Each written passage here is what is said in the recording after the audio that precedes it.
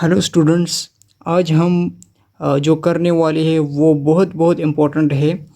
आज के इस टॉपिक में हम करेंगे कूलम्स लॉ पर एमसीक्यूज़। ठीक है, कूलम्स लॉ और चार्जेस जो जो हमने पढ़ी है ऑलरेडी, उसी पर हम एमसीक्यूज़ करेंगे।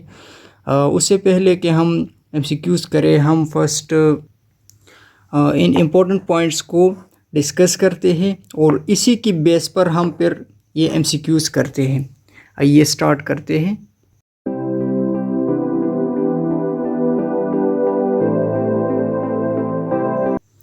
सो फर्स्ट है कि the minimum charge on an object is 1.602 multiply 10⁻⁻19 coulomb. ठीक है, तो this is very important point. क्या है कि the number of electrons in 1 coulomb of charge is 6.25 multiply 10⁻18 electrons.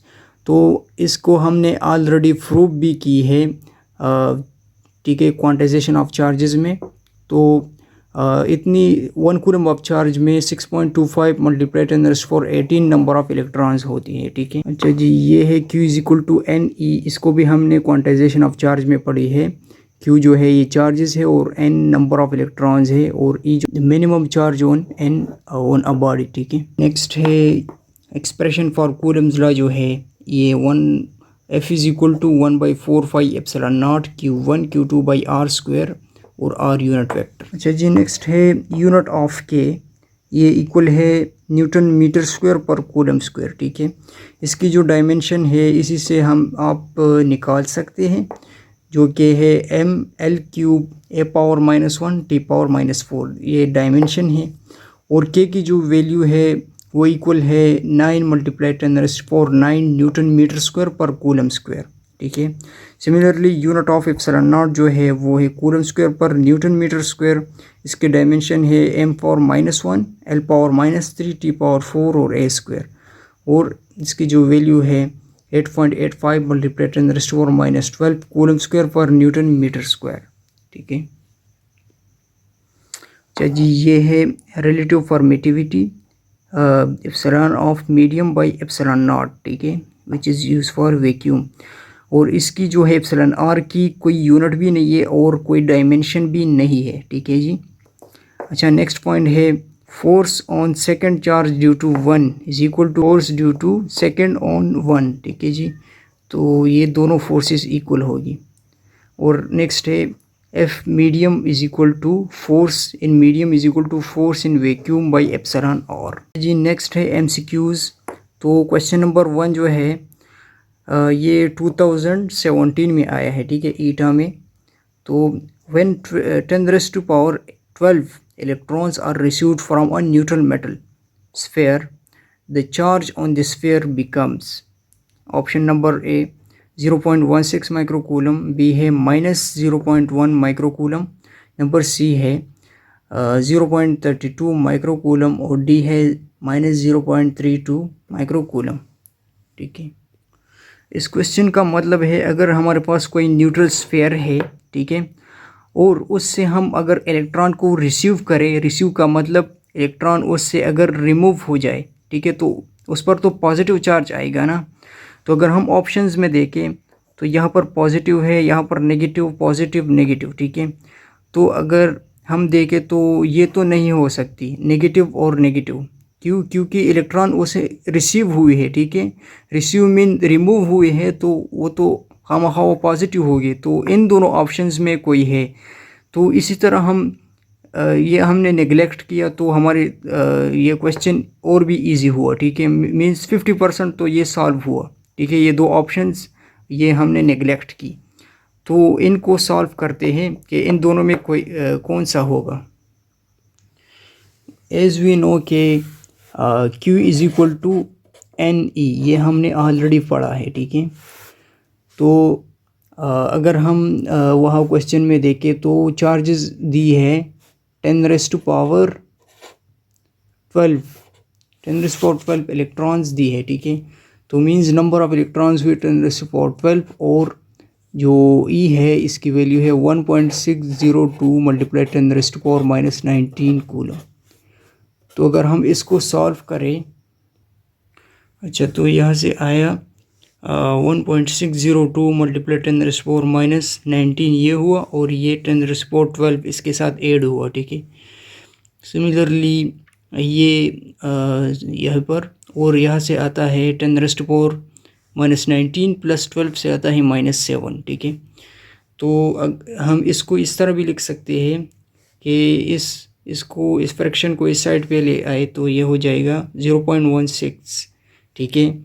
और यहाँ पे आ जाएगा 10⁻⁻6, क्योंकि यहाँ से एक 10⁻⁻1 जो है यहाँ पे 10⁻+1 और -1 जो है वो कैंसिल हो जाता है, ठीक है।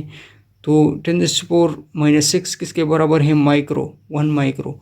तो हम लिख सकते हैं कि 0.16 और इसकी जगह माइक्रो कूलम, ठीक है। तो हमारे पास जो ऑप्शन है, तो हमारे पास यहाँ पे ऑप्शन ए आता है, ठीक है।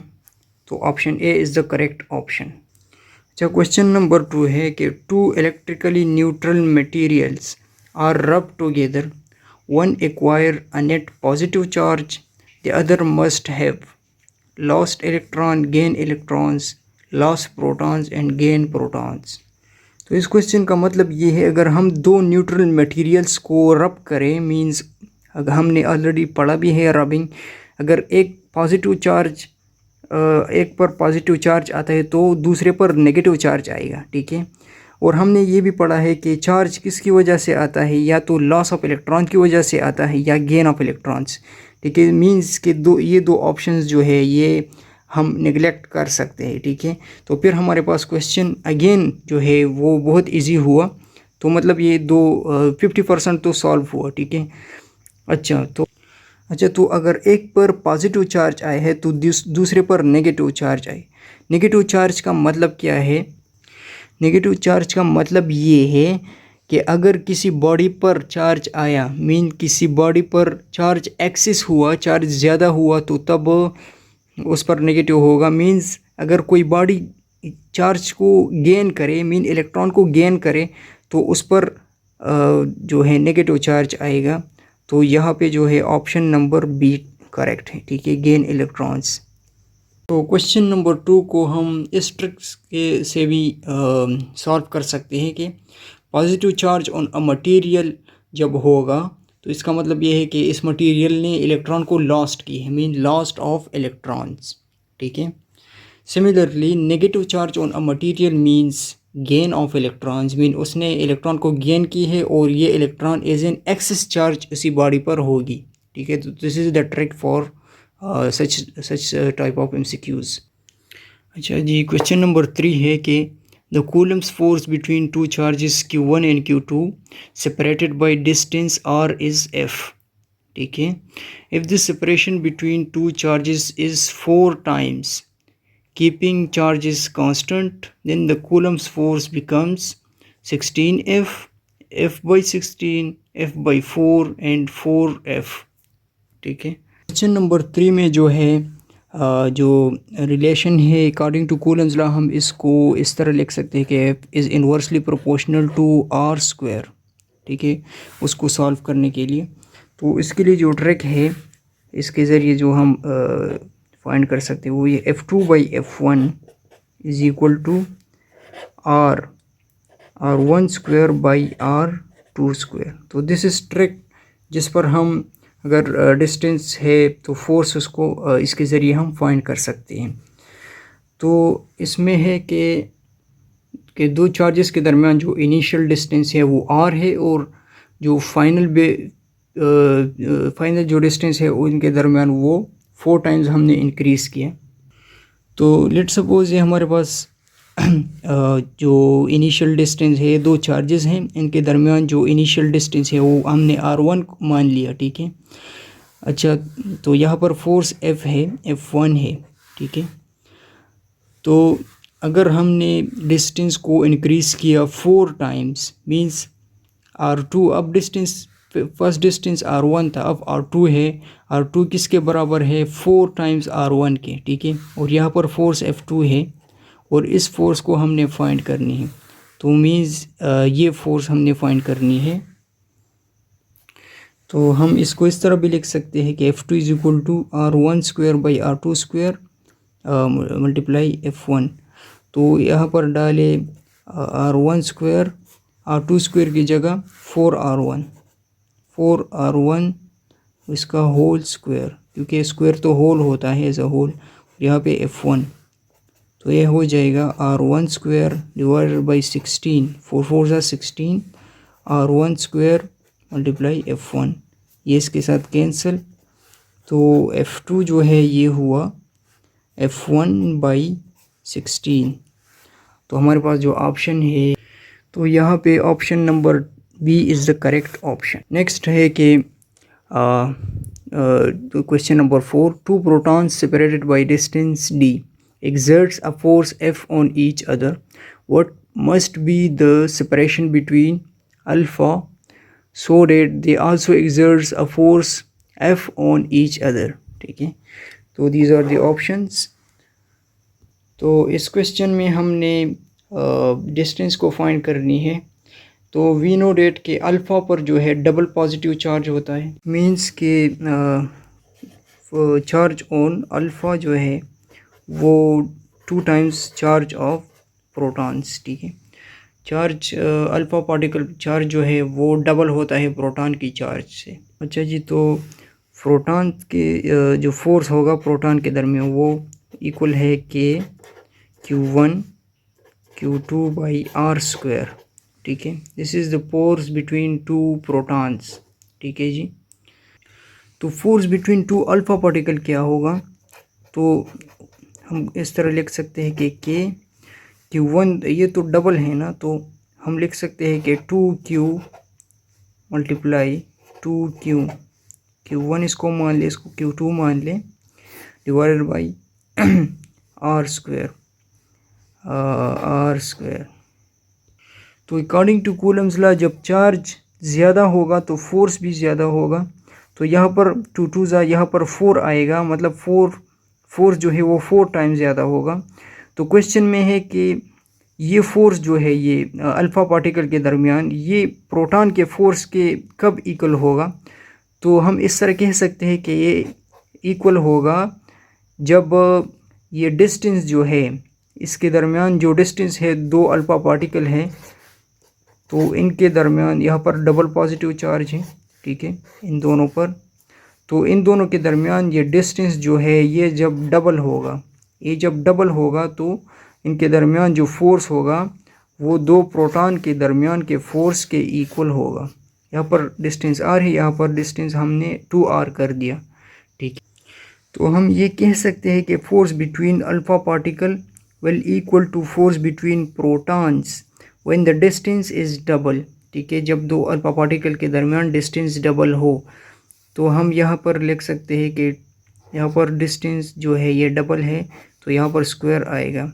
ठीक है, तो फोर्स बिटवीन अल्फ़ा पार्टिकल हो जाएगा यहाँ पर 2 मल्टीप्लाई 2, तो ये हो जाएगा 4, हम लिख सकते हैं 4K Q1 Q2 बाई, यहाँ पर इस पर जब स्क्वायर आएगा तो ये हो जाएगा 4R स्क्वायर।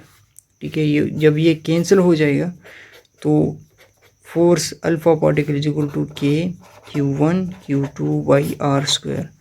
तो ये तो इक्वल है फोर्स बिटवीन टू प्रोटॉन। तो फोर्स बिटवीन अल्फ़ा पार्टिकल अब इक्वल हुआ फोर्स बिटवीन टू प्रोटॉन्स। ये कब इक्वल हुआ, जब हमने डिस्टेंस को इन दो अल्फ़ा पार्टिकल के जो डिस्टेंस है इनके दरमियान उसको हमने जब डबल किया तब ये दोनों इक्वल हुए। तो हमारे पास जो ऑप्शन है MCQ का वो होगी जब डिस्टेंस जो है वो हमने डबल की। ठीक है, तो यहाँ पे जो ऑप्शन है वो है 2D। ठीक है जी, वहाँ पर हमने R लिखा था मिस्टेकनली, लेकिन ये D है। ठीक है, तो 2D हो जाएगा जी। तो नेक्स्ट है क्वेश्चन नंबर 5 कि the ratio of force between two protons to that between two electrons is of the order of. ठीक है, तो गाइज हमें पता है कि फोर्स F21 is equal to F12 is equal to F21, हमने इसको कूलम्स लॉ में पढ़ा है। तो अगर प्रोटॉन है, दो प्रोटॉन्स है और इसकी वजह से दो इलेक्ट्रॉन्स पर जो फोर्स होगा वो सेम होगा ऑलवेज। इसका मतलब ये है कि फोर्स जो है, फोर्स एक चार्ज की दूसरी चार्ज पर एक चार्ज दूसरी चार्ज पर जितना फोर्स लगाएगा उसी तरह उतना ही फोर्स वो दूसरा चार्ज भी पहले वाले चार्ज पर लगाएगा। ठीक है, ये मैग्नीट्यूड पर कोई डिपेंड नहीं करेगा। तो हमारे पास यहाँ पर जो ऑप्शन होगा वो होगा 1। ठीक है, दिस हेयर ऑप्शन इज़ 1। इसी तरह बहुत ज़्यादा MCQs अक्सर आते हैं, तो ये फोर्स जो है ये ऑलवेज 1:1 होता है। ठीक है, तो यहाँ पर ऑप्शन है 1। नेक्स्ट है question number 6। The ratio of the force between to small sphere with constant charges A in air, B in a medium of dielectric constant K is। तो ये ऑप्शंस है। तो इसका जो ट्रिक है, वी नो के F is equal to 1/4πε0 Q1 Q2 by R square. ये तो हम लिखते हैं वैक्यूम के लिए। ठीक है, फोर्स इन वैक्यूम इसके इक्वल होता है। फोर्स इन मीडियम जो है वो इक्वल होगा। इन दिस केस यहाँ पर दी है कि यहाँ पर जो रिलेटिव परमिटिविटी है उसको K से रिप्रेजेंट की है। तो हम इसके लिए इक्वेशन लिख सकते हैं 1/4πε0 की जगह हम एप्सिलॉन m लिखेंगे। This is for medium. ठीक है, Q1 Q2 by R square. और हमें पता है कि एप्सिलॉन R जो है ये इक्वल है एप्सिलॉन मीडियम बाई इसकी जो स्पेस की जो रिलेटिव परमिटिविटी। तो यहाँ पर इसकी जगह हम K लिखेंगे, तो ये हो जाएगा epsilon m is equal to K epsilon naught. ठीक है, तो यहाँ इसको यहाँ पर पुट करें तो ये हो जाएगा F force in medium 1/4π epsilon m की जगह K epsilon naught Q1 Q2 by R square. ठीक है, तो अच्छा यहाँ से इस K को मैं यहाँ पर बाहर लिख सकता हूँ। F medium is equal to 1/K। ठीक है, 1/K और 1/4π epsilon naught Q1 Q2 by R square. अच्छा, तो ये हो जाएगा F medium is equal to 1/K।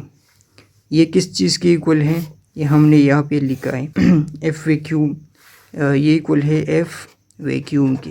ठीक है जी।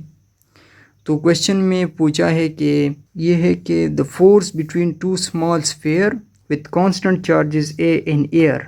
ठीक है, फर्स्ट इन एयर और B in a medium of dielectric constant. तो हमने फाइंड करना है actually F vacuum, force in vacuum by force in medium. ठीक है, तो इसको फाइंड करना है एक्चुअल में। तो ये हो जाएगा अगर हम इसको यहाँ पे शिफ्ट करें मीडियम को, तो ये हो जाएगा F vacuum divided by F medium. ठीक है, ये यहाँ पे शिफ्ट किया और इसको यहाँ पे शिफ्ट करें तो ये हो जाएगा K/1। ठीक है, तो इसको हम लिख सकते हैं K/1। तो यहाँ पे जो ऑप्शन है करेक्ट, तो the correct option is C K/1। ठीक है, तो क्वेश्चन नंबर 7 है the Coulomb's force between the charges in air is 2 Newton. ठीक है, चार्ज एयर में जो है वो 2 न्यूटन है। The Coulomb's force between this charges in insulating medium having epsilon R is equal to 3.8 is. तो ये आर द ऑप्शन। तो इसको हम सॉल्व करते हैं। तो गाइज हमें पता है कि फोर्स इन मीडियम ये इक्वल है force in vacuum divided by epsilon R। ठीक है जी, तो हमने ये फोर्स फाइंड करनी है मीडियम में। तो ये हो जाएगा force in medium is equal to force in vacuum जो है वो दी है वो है 2 डिवाइड बाई एप्सिलॉन R है 3.8। तो यहाँ से आता है 0. तो यहाँ से आया 0.53 newton. This is the force in medium. तो यहाँ पे हमारे पास जो ऑप्शन है वो option number D is the correct option. ठीक है जी, नेक्स्ट है in MKS system of unit epsilon naught is equal to. तो these are the options. तो guys we know कि k is equal to 1/4 phi epsilon naught. तो हम इसको इस तरह भी लिख सकते हैं, इसको यहाँ लाए और k को ये यहाँ पर शिफ्ट किया। तो k की जो वैल्यू है epsilon नॉट 1/4 phi, k की जो वैल्यू है वो है 9 × 10⁻⁹ न्यूटन मीटर स्क्वायर पर कूलम स्क्वायर, राइट। सो ये हो जाएगा epsilon naught is equal to, coulomb जो है ये ऊपर जाएगा तो coulomb square divided by 4 phi multiply 9 × 10⁻⁹ और न्यूटन मीटर स्क्वायर। तो हमारे पास ये हुआ एप्सिलॉन नॉट की वैल्यू, और ये वैल्यू जो है MKS सिस्टम में है। MKS system mean SI system, ठीक है। तो SI सिस्टम में यही वैल्यू है एप्सिलॉन नॉट की। तो हमारे पास जो ऑप्शन है, option number C is the correct option. ये लास्ट क्वेश्चन है, question number 9, which is very important. The electrostatic force between two charges Q1 and Q2 is F, ठीक है, इन एयर, ठीक है। ये याद रखें, ये जो है ये फोर्स एयर में है Q1 और Q2 चार्जेस के दरमियान, which is placed at a distance D, ठीक है। D डिस्टेंस में हमने इसको रखे हैं। What will be the force between the same charges when placed in a medium having epsilon r is equal to 2 and distance between them become half, ठीक है। तो यहाँ पर दो काम करने हैं। एक है डिस्टेंस, जो है डिस्टेंस की रिलेशन भी है, और एप्सिलॉन r, ठीक है। तो फर्स्ट हम डिस्टेंस को फाइंड करेंगे बिटवीन टू चार्जेस जब एयर में है, और फिर हम जब हम इसके दरमियान कोई मटेरियल रखेंगे है epsilon r is equal to 2, तो फिर इसके जो फोर्स होगी उसको फाइंड करेंगे। तो लेट्स गेट स्टार्ट। तो लेट्स सपोज ये दो चार्जेस हैं, इनके दरमियान डिस्टेंस d है, ठीक है। ये फर्स्ट केस है, और इनके दरमियान जो फोर्स है वो दी है F, ठीक है जी। जब हम इसके दरमियान डिस्टेंस को डिक्रीज़ करते हैं, डिस्टेंस को वहाँ पर फिर हाफ की है D/2, ठीक है। तो यहाँ पर फोर्स फाइंड करनी है, लेकिन यहाँ पर कोई मीडियम भी फिर रखा है इसमें, और इस उनकी जो एप्सिलॉन r है वो 2 है, ठीक है जी। तो हम फर्स्ट इस डिस्टेंस को फाइंड करेंगे इस मीडियम के अलावा, ठीक है जी, और फिर हम इसको ये भी इस पर अप्लाई करेंगे। तो फर्स्ट फाइंड करते हैं फोर्स जो होगा, ठीक है जी। जब डिस्टेंस D/2 हो जाएगा तो ये होगा कि Q1 Q2 D²। तो हम यहाँ पर लिखेंगे D/2 का होल स्क्वायर। तो यहाँ पर जो फोर्स हो जाएगा वो होगा ये जो है, अच्छा, के Q1 Q2 D²/4, ठीक है। ये 2 जो है ये 4 हो जाएगा, तो हमारे पास 4 जो है ये यहाँ पर आएगा, तो 4 × के Q1 Q2/D², ठीक है जी। तो मीन फोर्स जो है वो 4 टाइम्स इंक्रीज़ हुआ। अगर हम इसको F' मान ले तो फोर्स तो 4 टाइम जो है इंक्रीज़ हुआ, लेकिन ये एयर में है, ठीक है, एयर में है। मतलब हमने अभी तक इसको इग्नोर की है, इस मीडियम को एप्सिलॉन r को इग्नोर की है, ठीक है। अब मान लेते हैं कि हमने इसके दरमियान इसको रखा, ठीक है। तो इसके लिए जो इक्वेशन है वो है F medium is equal to F vacuum by epsilon r, ठीक है जी। तो हम ये फाइंड करेंगे, क्योंकि हमने अभी इसको भी मेंशन की है। तो ये हो जाएगा F medium is equal to F vacuum जो है ये क्या हुआ 4F, ठीक है जी। तो 4F divided by epsilon r की वैल्यू 2 है, तो 2 मान ली। तो ये इसके साथ कैंसिल हो जाएगा, तो जो फोर्स हो जाएगा वो होगा 2F, ठीक है। तो हमारे पास जो ऑप्शन है, तो यहाँ पर option C is the correct option. तो this was all about today's lecture. अगर आपको ये वीडियो पसंद आई है तो इसको लाइक करें, चैनल को सब्सक्राइब करें, और अगर आपको इसी तरह और वीडियोस चाहिए तो कमेंट बॉक्स में बता देना। और अगर आपका कोई भी क्वेश्चन है तो इसको भी कमेंट में बताएं। Okay, thank you very much.